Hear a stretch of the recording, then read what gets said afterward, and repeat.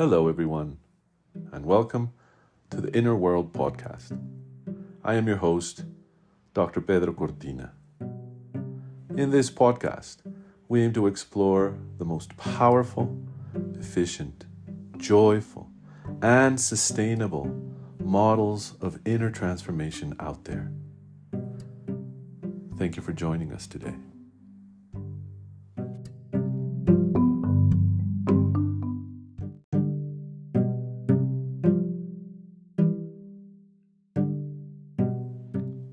Today, I would like to explore the concept of vulnerability. After working with thousands of clients throughout the years, I've come to see and understand there's confusion, there's a misunderstanding, I would say, about what vulnerability is, what vulnerability means. How is vulnerability lived? Generally speaking, in my experience, most people understand vulnerability as this capacity to experience emotions deeply, or be able to share them, or be able to experience the ability to cry, or to express worry, or to express concern. And some of these expressions of vulnerability may be definitely forms of vulnerability. But often what I find when someone says to someone else, you're not vulnerable enough, you're not sensitive enough, you're not allowing yourself to feel enough. And in all honesty, in many cases, this only turns into another form of pressure for the person who is receiving this kind of feedback. Another form of unmet expectations, another form of not being good enough, or sensitive enough, or open enough. And when this happens, generally speaking, we, instead of offering someone the possibility to really connect with their inner world, we're actually just pushing a form of agenda of how that vulnerability should look like. And that's another aspect of it. Each of us has different ways of expressing our truest or innermost thoughts or emotions or concerns. And this difference tends to be the source of constant discussion or even problems in relationships, or within families, or just human interaction. Because we experience things differently, and we share what we experience differently. So the way I like to approach vulnerability is by generally opening up with the concept that vulnerability is not an exaggerated form of sensitivity. So I'm going to say that again. Vulnerability is not an exaggerated form of sensitivity or an exaggerated form of openness. Vulnerability is not also what the other person identifies as vulnerability. Vulnerability is a form of honesty. A form of honesty that would look different in each of us. And when I say a form of honesty, I'm trying to point to this capacity or this ability to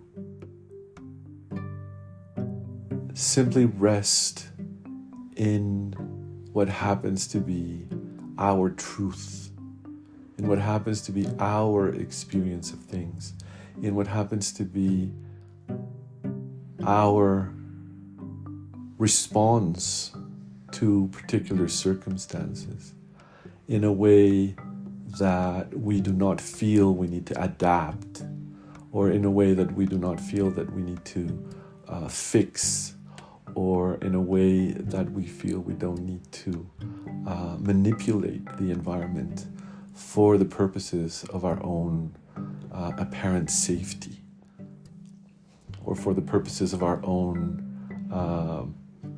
potential saving of face. One of the things that I often share with my clients when we're discussing vulnerability is, first, the importance of connecting with what is truly going on for ourselves. And this is important, and for many people it's quite an adventure, quite a voyage, depending on where we are born or the circumstances of our being raised. We learn about certain dynamics in relationships, and we make assumptions about certain ways of behaving. So each of us come to wherever point we are at with a series of assumptions, expectations, projections, often the case, and a certain way of expecting other people to present themselves. And so when it comes to first having the capacity and the ability to identifying what is actually going on inside, it's quite common, quite typical. For example, if two individuals are having a discussion and we're at this stage of defensiveness where, one or both feel probably attacked or that they have to defend themselves, that our capacity to really connect with what was actually going on for us when we did certain thing or we didn't do another one, what was actually going on for us in that moment. It's difficult to recall because our energy is invested in this now contentious coming and going of trying to see who's right, where the survivalist ego takes over. So the first great challenge, I would say, when it comes to vulnerability is having the capacity to really hone in, to really go inside and come into a point where we can see what was actually going on for me, or what is actually going on for me in that moment. And this is commonly not an easy task. And by easy, what I'm trying to say is this capacity or this insight or this information of what really is going on inside for us, especially when we're activated, requires a pause, requires probably some extra oxygen, requires probably capacity to take a pause, take a deep breath, and really open up and get really, really curious about what was going on for me in that moment. For example, if I reacted in a particular way or failed to react in a particular way, what was actually going on for me? And what that does is it allows us to take a step back. It allows us to take a step back from being engaged in defensive or reactive mode, And in true honesty, having the true willingness, the true courage to actually, and to be brave enough to actually look back into that moment where we did say something or failed to say something or do something, and ask ourselves openly, what was actually going on for me there? An openness, with curiosity, as I've said, and with a willingness to deeply understand and to deeply connect with what was being presented or lived or experienced as the truth of the moment. Without this first step, in all honesty, vulnerability is quite a challenge, because generally speaking, without this self-awareness and this introspective and process of inner curiosity, we're simply driving on the amygdala response or the defensive response. And without this capacity, there's nothing to hold as true for us, at least in that moment. See, this is very important. And vulnerability is about our capacity to actually be able to kindly and gently and humbly hold what is true for us in the moment, or what was true for us in a prior moment when something happened or when a decision was made. But again, with this without this first step, our capacity to be vulnerable is almost non-existent. What are we going to be vulnerable about if we're not really aware or really honest with ourselves or really honest with someone else in terms of what was actually going on for me when this particular situation happened or that particular situation happened? And this is actually quite just this first step by itself, on its own. It's a beautiful and incredibly powerful practice. Just developing the capacity to go inside and ask with genuine curiosity, what is actually going on for me right now?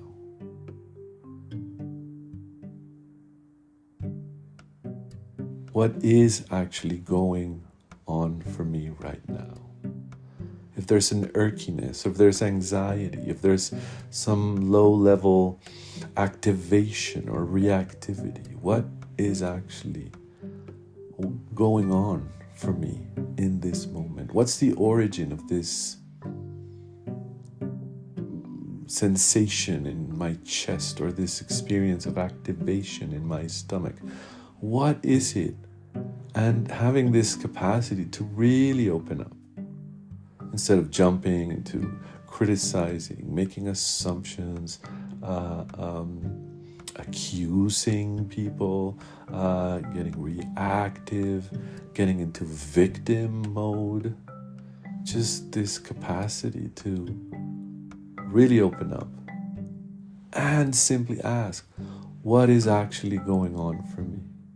It's quite surprising, but when we are not familiar with this practice and we live our everyday, daily lives, most of the times we do not have access to this basic clarity. And what this does is that generally we go around living life with all these pent up or subconscious or under the radar emotions or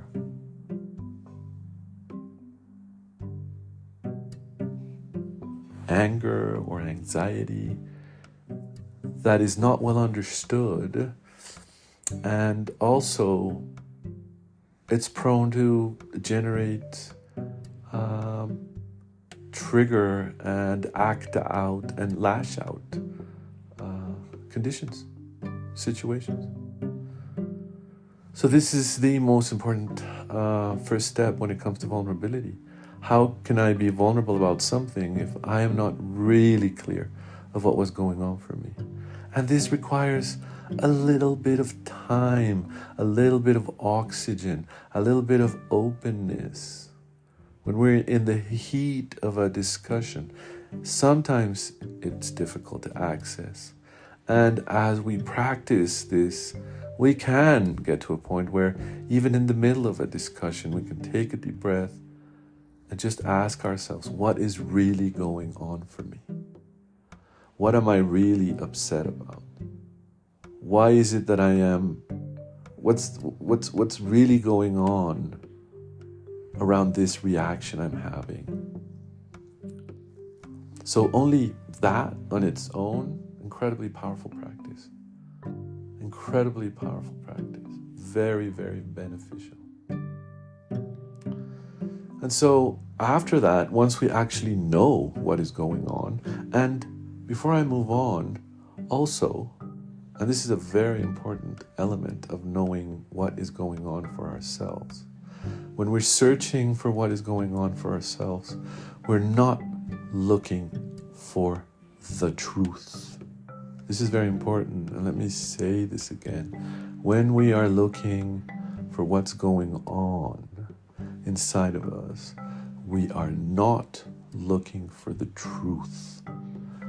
This is not a process where we go inside and anoint some kind of fact to be the truth and then barrack ourselves around it and then prepare to engage in the eternal battle of making the other person finally see why this and that, etc., etc. It's not about truth. It's about where are we at? How is it that we see the world in that moment? What are we concerned about? What are we afraid about?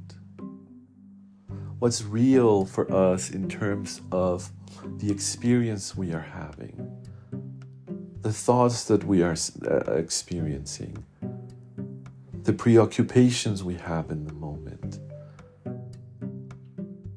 We can only know what we know when we know it. We can only, literally, we can only know what we know when we know it. And this capacity of being honest. Oh, okay, so in this moment, when I was reacting, what was really going on for me? What was really going on for me was I felt exposed, I felt fragile, I felt insecure about this comment or that comment or this interaction or that interaction. And this provides clarity around why is it that we reacted, how we reacted, and what was actually going on for us inside. So it is, in a sense, finding the truth of what was going on inside for us.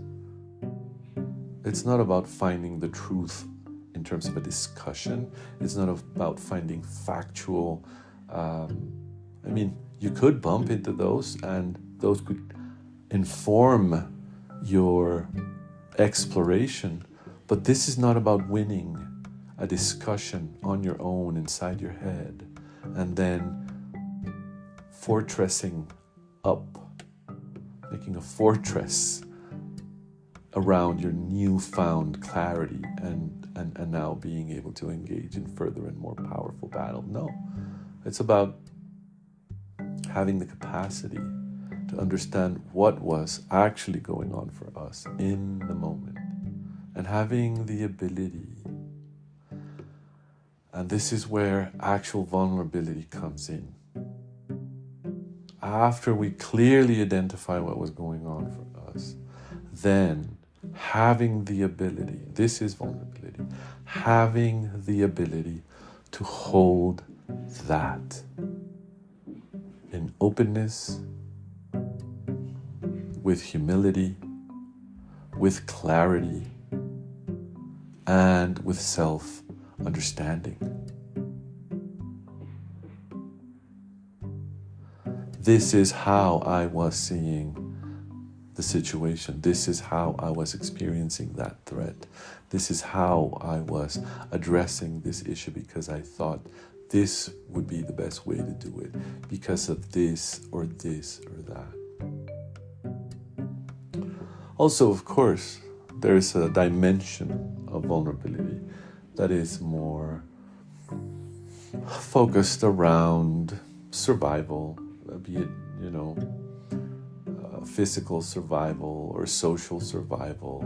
And when we feel threatened by conditions or situations where our survival, in quotes, is being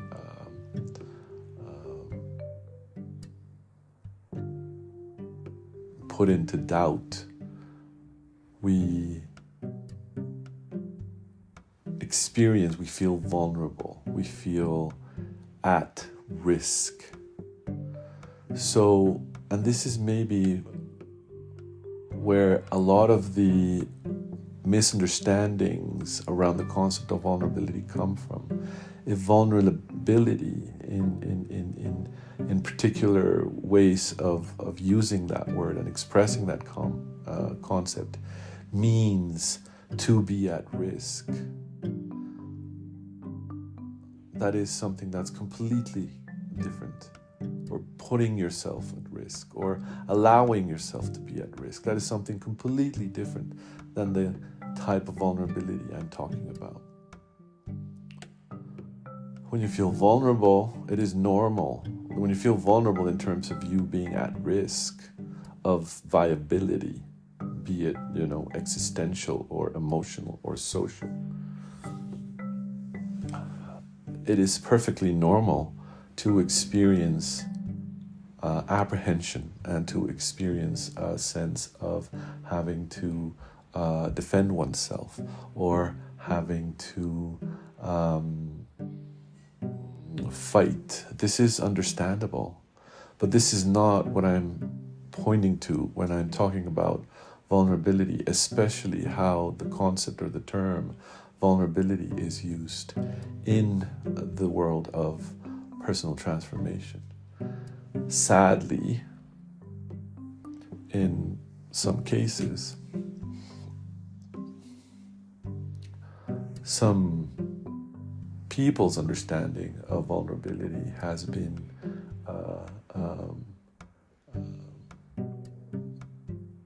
their understanding of vulnerability has been tainted or is informed by this particular way of understanding vulnerability as being at risk. So when we ask people to be vulnerable, many people experience this request as risky, because it is quite common for people to understand or that assume that what they're being asked is to put themselves in a condition of risk. And this is not necessarily what's going on. When we address vulnerability as our capacity to clearly identify what's going on inside of us, or what happened inside of us when something happened, and our ability to rest comfortably and relax comfortably into that understanding, there is a subtle, and I don't want to say level of risk, but there's a subtle positioning where we go, yes, this is it. This is where I'm at. This is where I was at when I said this or did that. It could be perceived as risky in terms of it's honest and it's clearly sharing or depicting where we were at in a particular situation. But this is not a condition of survivalist risk. It is a condition of acceptance. It is a condition of surrender. It is a condition of understanding. It's a condition of allowing. It's a condition of understanding, of allowing. It's a condition of relaxing into the clarity of our own self-understanding, or our capacity to understand what is actually going on inside. So, vulnerability, as much as we talk about it and as much as it is addressed nowadays, it has several interpretations. It has several ways of being understood. There's people that do not feel comfortable with vulnerability, and I would suggest that in the great majority of those cases, probably what is going on is that their perception of vulnerability is, or what they believe people are asking from them, is to put themselves willingly into literal positions of risk. And this is not what vulnerability means in the context of personal development. What it's important to understand about vulnerability is that vulnerability in the context of personal development is an invitation to get really, really curious and open up to what is really, really going on, or what was going on inside when you did this or reacted in this way, etc., etc. What is really going on beyond the defensive, trying to get the higher ground in a discussion or in an argument, and then from that clarity, simply be able to rest in that understanding. Simply be able to rest in that understanding. So, for example, someone's having a discussion and they're not seeing eye to eye, and then the question is put out, are you not listening to me, for example? You're not listening to me. The reactive, generalized tendency would be to come back with something like, of course I'm listening, what are you talking about? Or, well, you're not listening also, or you don't ever listen as well, or something like that. Is when presented with a question, are you really listening to what I'm saying? Or why are you not listening to what I'm saying? To honestly, really take the opportunity of that question and say, probably take a deep breath.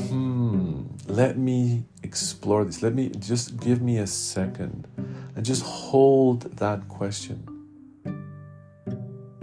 Why do you never listen, for example, if that's the question? Why do you never listen? So I take some time to explore how this question resonates deeply inside.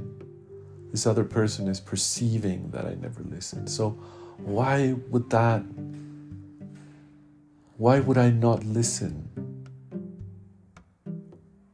And just really notice, really allow yourself to open and notice. Why would I not listen? Or why am I not listening? Probably. And this is not opening ourselves to the question to find fault or, terrorize ourselves or now, having to forcefully find, our misdeed or feel guilty about something. No. It's an honest invitation to both. And when we develop this capacity of taking time, especially when asked a question, and going inside and getting really, really honest about what's going on inside for us, is that this seeing of what was actually going on for us turns out to be incredibly grounding and incredibly powerful. Because this was what was going on then. And when you see this directly, there's no room for coulda, shoulda, woulda. There's no room. This is the understanding. This is what was going on for me. And then we relax into that. And the way that we relax into that allows for us to openly own whatever we need to own, apologize if there is the need to do that, understand, further our understanding of the way we communicate in that particular situation, in that particular relationship. So, in essence, when we speak about vulnerability or inviting people into a space of vulnerability, we're not talking about inviting people to put themselves at emotional or psychological or survivalist risk. This is completely. This would be problematic because we're not creating. We're just layering expectations on top of expectations. The invitation is to really have the capacity and the ability to go inside and really find the with the clarity needed, whatever that is, whatever time is needed, whatever amount of oxygen, breathing deeply often is a good practice when we're trying to explore our inner world. And just allow for this understanding, this clarity, for us to see what is manifesting internally, what is active internally. I was being driven by this fear of death, for example. In my case, having lost several members of my family early on when I was a kid, has always, in the true tradition of the Stoic philosophers of the past, has always presented me every day, probably since I can remember, about the fragility of life and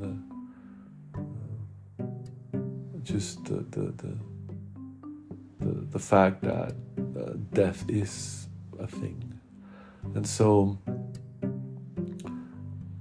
internally for me, this experience tends to come up. And if I'm having a conversation and I'm feeling apprehensive or I'm feeling fearful about something, it generally comes out to be related to loss at that level. And that can definitely skew or embed some bias into my conversations, my relationships. So, as a practical example of how what vulnerability would look like is for me to actually, if I'm having a discussion or a conversation with something going on, for me to honestly look inside, go, what was really going on for me in that conversation? Or what is really actually going on for me in this situation or in this conversation? And as we do that, we open up and we see what is going on, and we understand why that is going on. And probably in most cases, we will see a direct link to previous experiences or previous anxiety or previous trauma or any form of previously previously informing condition that would taint, that would color what was going on for us there. And then as I noticed, I was apprehensive about this because I was triggered about that, because I have this fear about loss or death or dying. And then I can come back and really openly relax into sharing where am I at, what was going on for me, in an open and non-defensive or non what's the right word, not wanting to get one up on the other, in a way that is just clear and honest and true, and in a position that is relaxed and spacious and open as well. And from there, have the capacity to be able to engage with others.